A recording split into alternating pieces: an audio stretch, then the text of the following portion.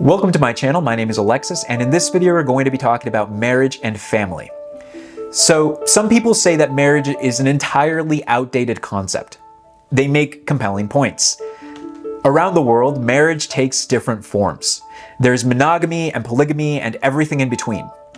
In core nations, those are highly developed, previously known as first world nations, divorce rates tend to be fairly high.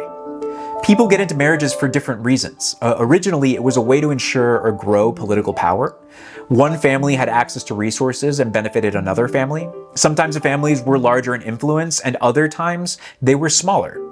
Arranged marriages weren't just intelligent, they were culturally normalized. They were the norm, right? The idea that we'd marry someone because we love them is fairly recent and entirely novel.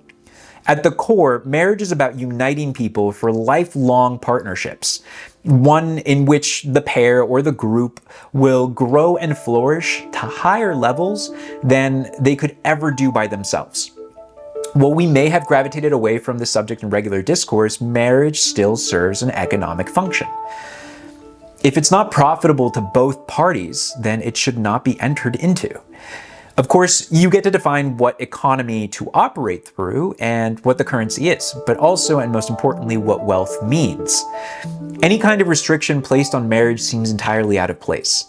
It's not the community's job to sanction what marriages are permitted or not permitted, lest there be some significant immorality that has already been determined illegal in the community.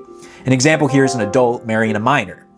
In the United States, we have not made sodomy or homosexuality between two consenting adults illegal, nor would it be likely that we ever do so.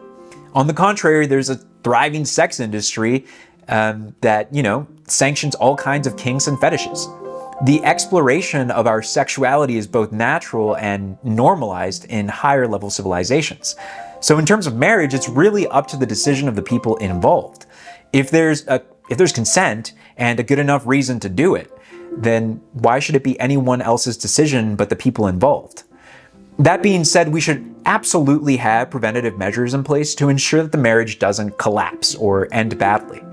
As an advanced society, we should be looking at offering certifications for marriages where the people involved have fully understood the risks involved and what they need to make it work. The conversation is different when it comes to starting a family. Bringing a child into the world or raising one comes with consequences. Children don't have any say on whether or not they're being brought into the world or not. They require good parenting to have a shot at a good future. It's not that this can be done by a single parent, but the fact demands that our society provide the best avenues to secure good parenting for every child.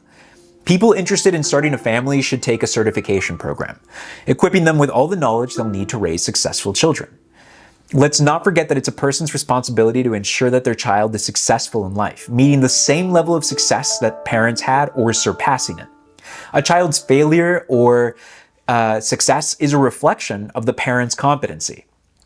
One should never go into that task lightly.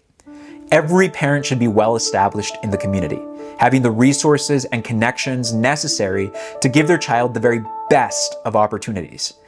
Having a child just because you felt like it or because you wanted to increase your productive capacities, using them to work for you and build your wealth is not only disappointing, but a mark of an ignorant people and an era long gone.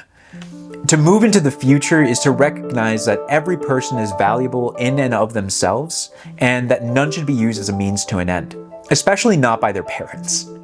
As a final note, any parent who is properly certified should be allowed to parent, regardless of whatever their identity may be. So that's everything that I wanted to go ahead and share about marriage and family. If you have anything else to add to the conversation, to the discussion, please go ahead and add a comment in the comments below. If you like the video, like, share, or subscribe. Thank you so much for watching. Take care.